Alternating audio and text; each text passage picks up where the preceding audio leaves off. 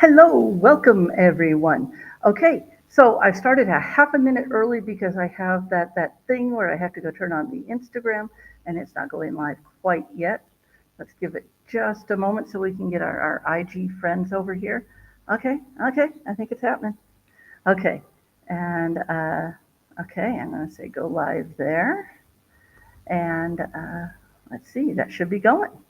Okay, and I will have a message for my Instagram friends in just a minute. So, this is the update number 4 for Africa Tour 2025. And for those of you who don't know or first time tuning in, I am going starting in January of this next January, so January 2025.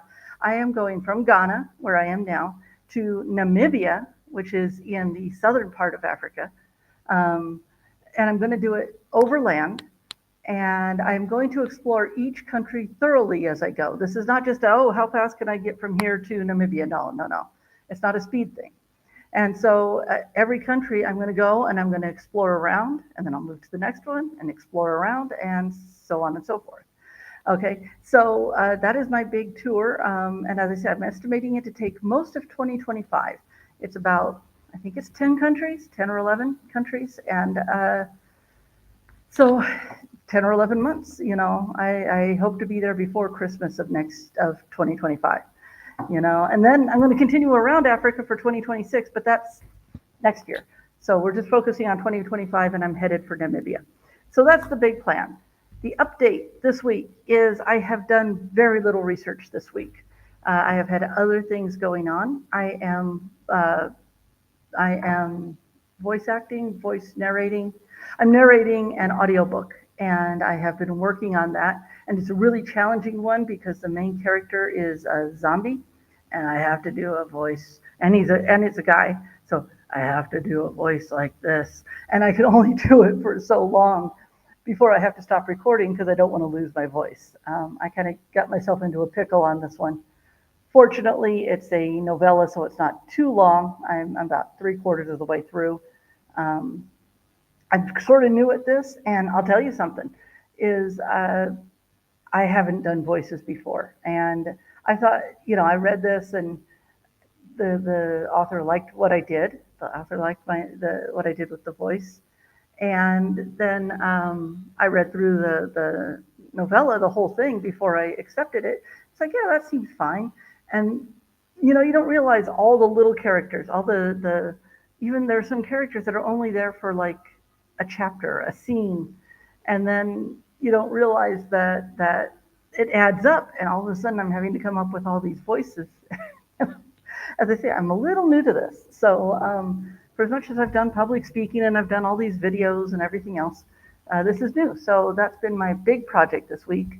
I have also added a more detailed demographics page to my media kit, which doesn't sound like much, and I know you guys don't care about behind the scenes, but the media kit is one of the things you use to send to places where you hope people are going to collaborate with you and maybe pay you for your work.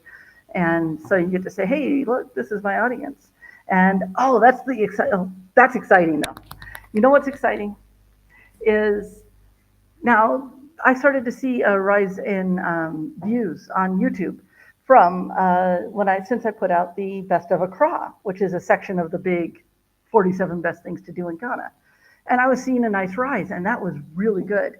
But the last 5 days, counting today, I have been averaging 10 new subscribers a day, which for me and my channel, because I'm at like 1,300 and some, 1,313 or 14 right now. So 10 subscribers a day, I notice. I'm still at a point where, yeah, I notice that kind of thing. I know people get up into the thousands and then, they stop noticing that, but I'm still at a point of noticing it.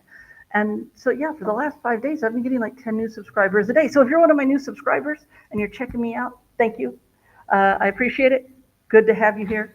But I've just been really excited. There's been a lot of growth lately, and it's feeling like people are finally finding it, or YouTube's figuring out who to show it to, and people are liking what I'm doing. Um, I like giving the information. I know some people are here because they just want to see me go through this trip, and that is completely fine. You want to see what I've discovered on my travels, and it's a vicarious travel thing, and that is completely fine. Happy to have you along. But I also want to give enough information so if there's someone that is, you can see I don't plan things because I keep looking up because I'm thinking. uh, but if someone is even remotely thinking of traveling, I want to give you some information that's going to help you travel to the place. I don't want to just say, oh, hey, here, look at it. And then if you decide to plan your trip, you're like, oh, this looked interesting, but now I feel intimidated because, you know, I don't know anything about the place. I want to show you something about the place. I want to tell you things that will help make your travels easier. I've been doing this a long time. I have some tricks. And so I like to share that with you, and it feels nice that some people, it seems to be being appreciated, and I appreciate all my longtime subscribers too. Don't think I don't, because I know some people who have been with me from the very early days, and I do very much appreciate it, because you got a learning curve, and hopefully you've been enjoying the ride. I really hope that.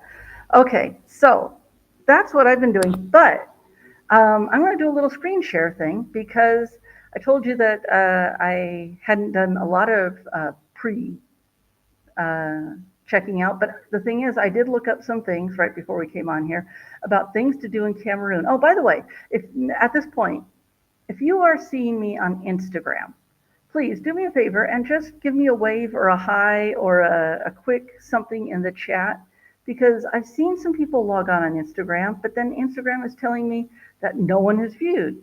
Oh, hey, I got a couple things here. Thank you, Laura. I don't always catch the chat, and I apologize. Sometimes I'm talking and doing things, and it's a lot to keep track of. I think a lot of people who do this, not everyone, but a lot of people who do this, they have a team. They have someone watching this and someone doing that, and I'm just doing this all solo. So, okay.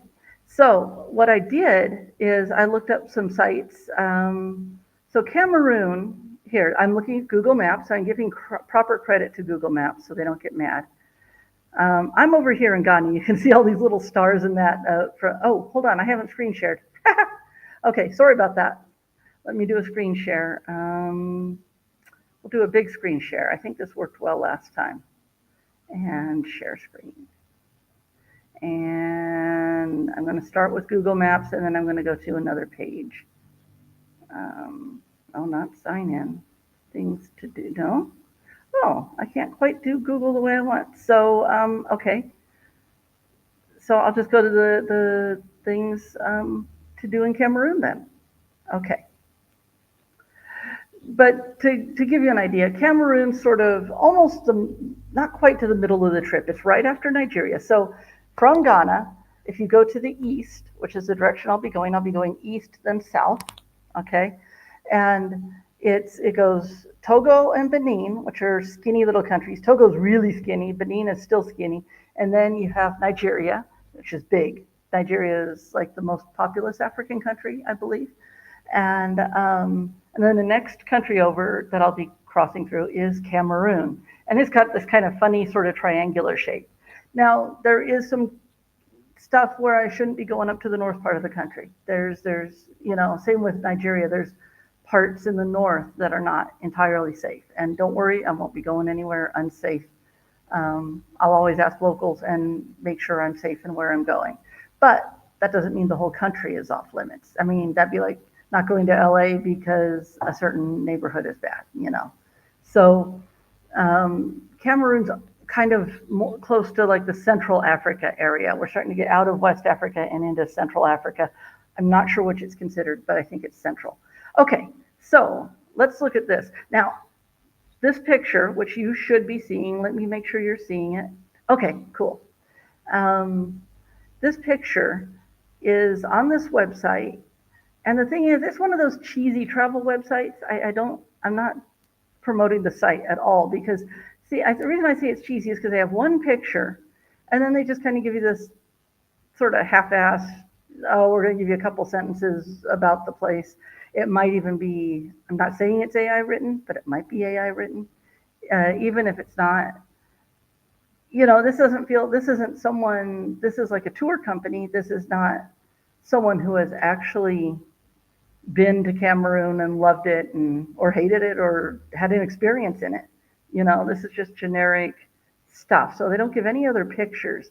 And the problem with those is I can't guarantee this picture is in Cameroon. It might be. It could very well be. This might be a museum. It might be one of those things where they have a museum and they show like a cultural traditional village. It could be a chief's palace, but there's no labeling on it. And I have seen pages like this that'll show you something, and then it turns out that they put the wrong picture there because I've seen that happen because I've looked and said, oh, that's not that place, that's this other place, and I've been there, and so I don't entirely trust these sites. Okay, and so I'm going to flip over to another page that seems a little more, well, I hope it's a little more reliable. It has a touch of verisimilitude. Pull out my big writerly words. Let's see. Now, oh, okay. Let me hit screen share. Replace screen sharing. So let's look at this one real quick. But that village that I'm showing you right there, I mean, that looks really cool. I hope it's a real place where real people live, more so than like a museum exhibit of this is the way it used to be. I don't mind a museum exhibit, but I prefer it to be something real. Okay, now let me make sure what you're seeing because you don't get quite the whole picture when I do this, obviously, because it's in vertical format. So, okay, so this is a spot in Cameroon, and I believe this one a little bit more, even though their information isn't a whole lot much better, but it's a little bit better. And it's called Bafoussam or Bafoussam. I'm not sure. I'll find out when I get there. And it just has, there's obviously some traditional village going on here. And it's obviously, it says that the people are really friendly to tourists here. And they have a museum. And they mentioned something that I need to do more. Okay, it says, this is the best example of a royal palace in Cameroon. So when I get there, I'll let you know if this is truly part of the royal palace because these pictures still aren't labeled. Um, it's like Shutterstock, it's stock photography. Um, but I'm hoping that this is actually there. And then let's see. It says that the main attraction in the town is a tribal museum. And what it says is it's part of the 4 Museums of Cameroon project. So that sounds like something interesting. Um, it sounds like they've made it a point that they want to like preserve the heritage and that, so probably maybe each region has one of these museums. So I've got to research that. You get to see a little on my planning behind the scenes of how I go about it. And also when in doubt, like not this particular thing, but like last week I was talking about the cave in Nigeria where you like literally have to crawl through it. Never ignore YouTube. If you want to know like how difficult something is, never ignore YouTube. That's a great, you might have to look through a few videos, but you'll get a good idea of what the landscape is like. And some people will be honest with you about, oh yeah, this was a hard hike, and you can judge it from there. Then of course you have a nice little beach scene in Cribby. The thing, where's the one? This one is what got my attention. Oh, I'm afraid you're not going to be able to see the thing. Okay, what you can't see. I hate to say it that way, and I don't think I can do anything about it to show you a different portion of the picture. Um, what you can't see is right off to the side um, from what you're seeing is a rope bridge. And while it has all of its planks, it's not like one of the canopy walkways they put in the nice national park that a whole bazillion tourists go over. And it looks like a normal transportation rope bridge.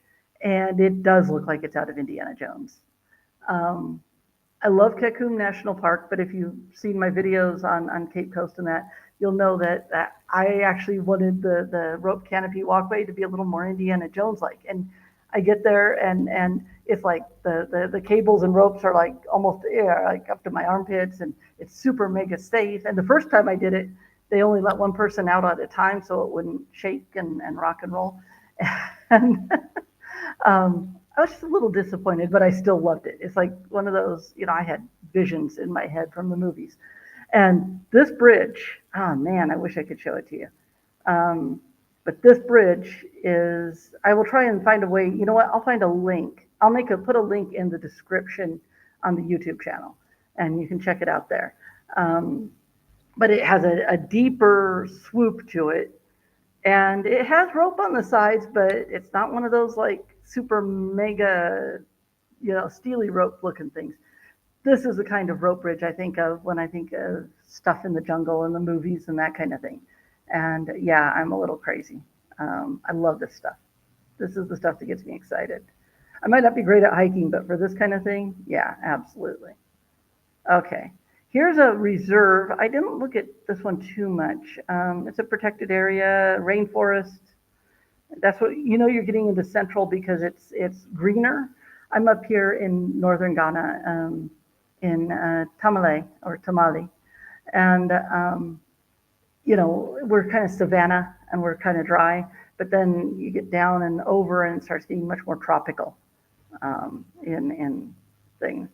So they have a lot that this reserve has a lot of primates. It says, and is not too easy to access, and a local guide is advisable. Okay, when they say not too easy to access, that probably means a very bad road.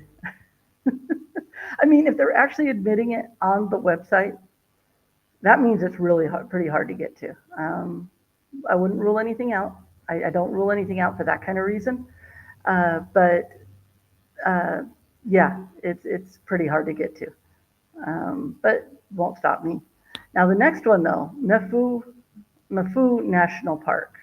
You see the gorilla there. Let's see. Are you seeing? You got a good shot on that gorilla, right? Yeah. Okay. Good. Um, so Mafu National Park. Now this one is very doable. Um, the thing is, it's a rehabilitation center for apes, including chimps and gorillas. And this is kind of interesting because you always think of you want to go on the gorilla trek, and it's in Uganda and Rwanda. And I'm looking forward to doing that, but you got to get in permits in time for the certain number, and I know it's going to be a challenging hike and all that. And so here, there's the possibility, if they're rehabilitating any gorillas at the time, of seeing gorillas right at a rehab center. Now, of course, the ones that at the rehab center usually get a little habituated to people, and that's just the nature of things. They're being taken care of. You don't want them freaking out when they're getting handled. But that's okay.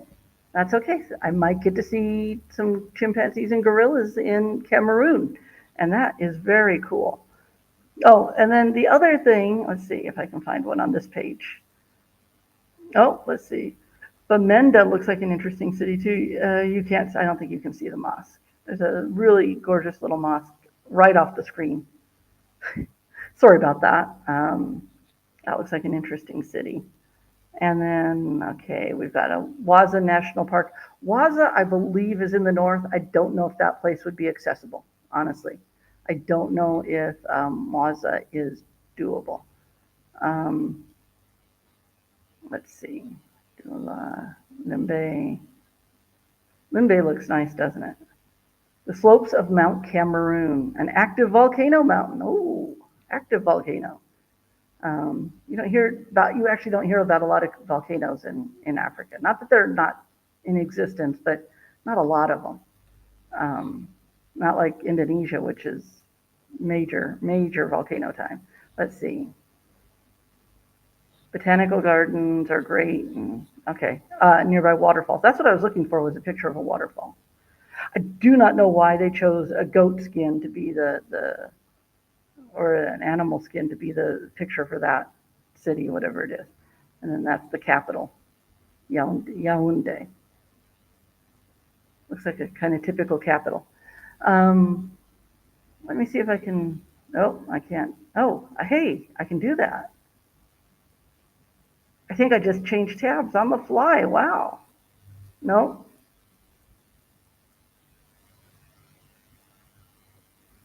Uh, hold on. Hold on. Oh yeah, I think yeah. Okay, you're just seeing the center of the page. This is just one of those pages. I looked up things to do in Cameroon, and I went to the images search on Google. Um, so where were they? Okay. At one point, oh yeah, there we go. That one you can probably see. Let me check. There you go. Yeah, you're seeing that one really good. Um, is that they seem to have a lot of waterfalls. There seems to be a lot of nature and waterfalls in uh, Cameroon. And then there's these more traditional huts. Again, let me see what you're seeing. Yeah, you're getting a glimpse of them. Um, and those look cool. Again, I gotta do some research on where all this stuff is. I also have to finish my research on Nigeria because right now I just have a list of places I want to go, things I want to do, but I need to map it out a little bit in Nigeria because Nigeria is so big, and there's also that festival I want to get to. I'm a little concerned because the festival, I realized the entry that I found for the festival is like with on the Google Arts and Culture page, which means I don't know who wrote it. I don't know where the information came from. I'm having a touch of trouble corroborating the information. I'm not seeing it anywhere else. Um, so hopefully that festival is real. I have found dates for it, so we shall see. We shall see. And I think that's going to show you another waterfall right there. So there might be some waterfalls in my future in Cameroon, you know. Um, but yeah, so I still need to get back to some research, but there's only so much time to do so many things, you know. And in all this, I am trying to find people and places to either sponsor my trip, portions of it, or that I can do work for, where I can, take pictures for them and do video, whether they want to use my branding or not. And so, you know, I I realized that um, that just it takes time. It takes time. So that's a different kind of research I've been doing. I've also been looking into writing. I'm a writer, and so the idea of writing for a publication, there's one in particular I'm hoping to get in touch with. I'm going to contact them on Monday. I mean, I'm going to send it off on Monday through LinkedIn and see if I can talk to them about, rather than just pitching them one article right now, I want to, let me, I'm going to ditch the screen share for a minute since it doesn't, let's see. Yeah, I'm going to stop screen sharing. There I am. Okay, but no, there's I want to approach them with the idea of me providing continuous articles, a long-term relationship rather than just pitching one here and pitching one there. And you know, I'm going to try and hopefully get a relationship going where I can share things along the way. And until I go, I can certainly have a ton of information to share on Ghana. So um, that's what I've been up to. It's been a different kind of research, but not the kind of research that matters to you so much. For the look at where she's going to go. It's the behind the scenes stuff to helpfully help fund the trip. Um, and since I brought it up, I wasn't bringing it up. I hadn't thought about it for that reason. But if you do enjoy what I do, whether it's the long videos, the lives, or whatever, on my YouTube, in the description, there is a buy me a coffee. There isn't. It's probably not there right now because of the way the lives work. But I do have a buy me a coffee fund. If you feel like pitching in to help out with expenses for the trip, I'd appreciate it. And if you don't, that's fine too. But if you feel moved to do so, the opportunity is there.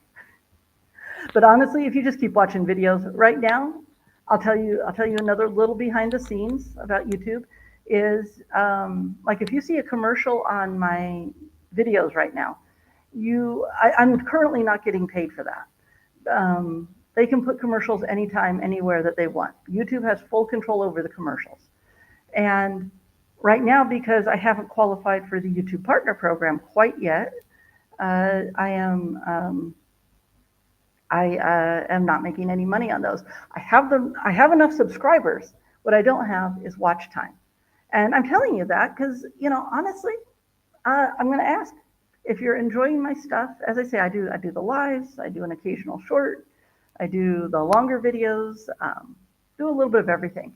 But if you enjoy the idea of going to Africa with me, do me a favor. If you can, share my stuff. Share it out to a friend that, as I say, might just be Africa curious or travel curious. If someone likes to travel, they can check it out. And even if they've never thought about going to Africa, I'm hoping that I could inspire them because, people have a lot of wrong images of Africa. And, I had a friend from here, but from Nigeria. And, you know, in Ghana, he stands out a little bit, but he asked me how I felt about the fact that I sort of stick out.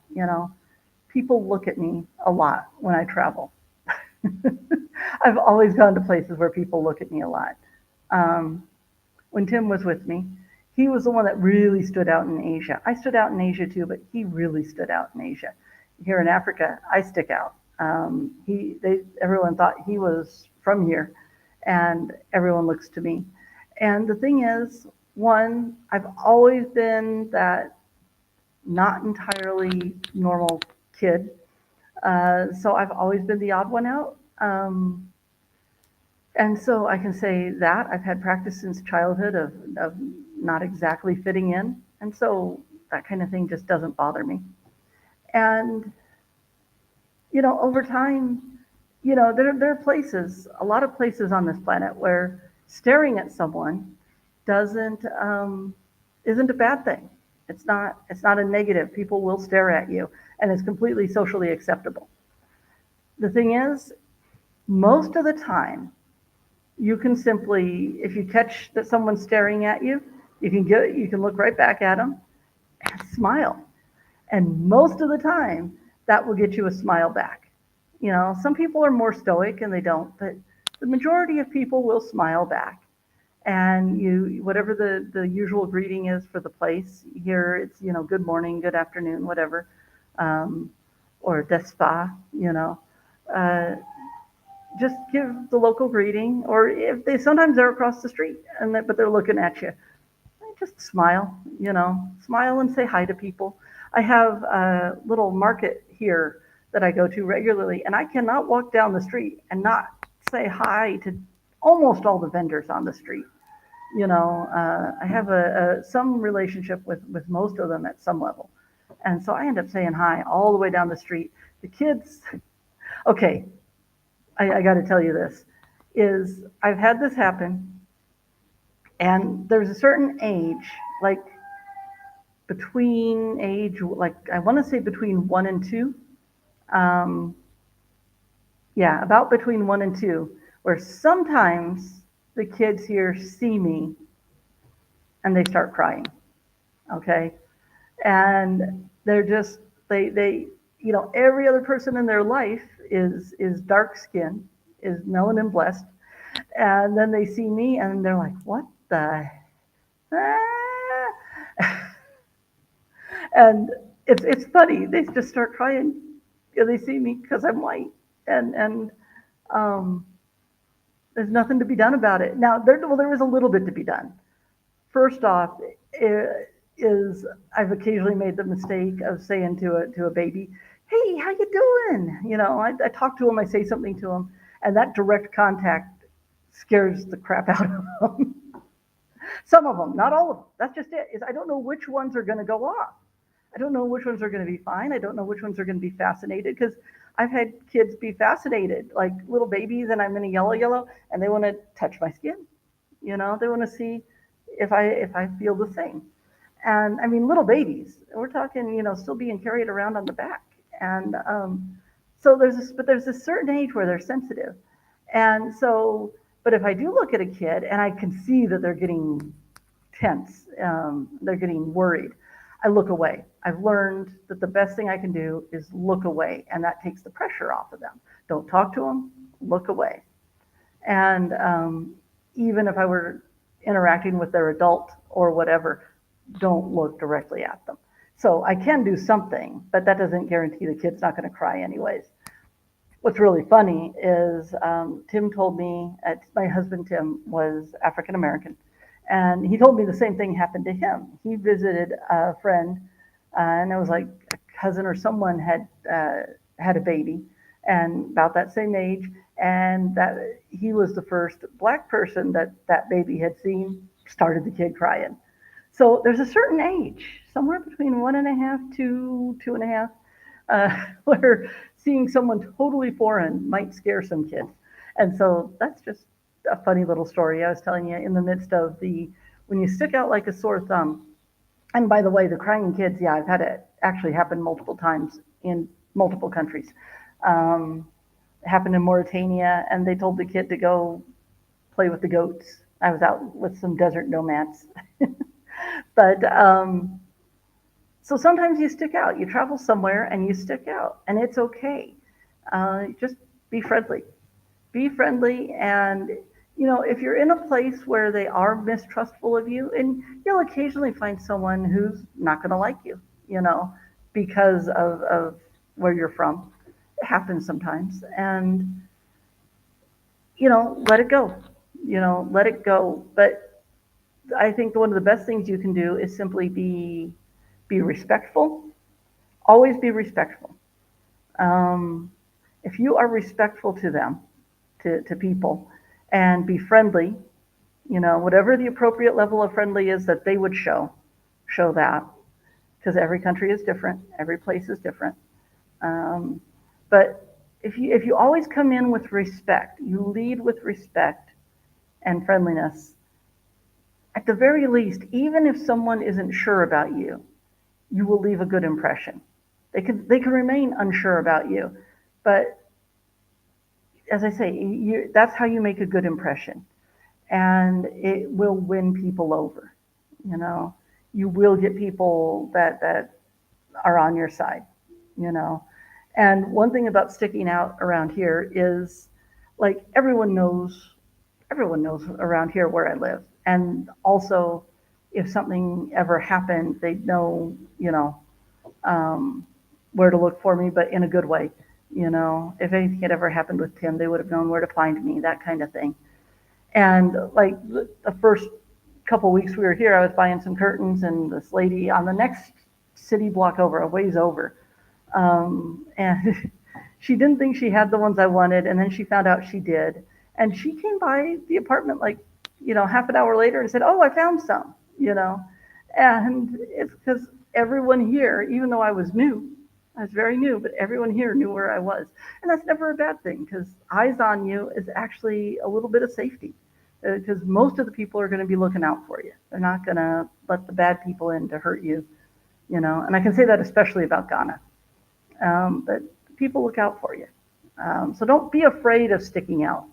It's really not that hard to deal with. And most people are a lot friendlier and a lot kinder than you think they're going to be.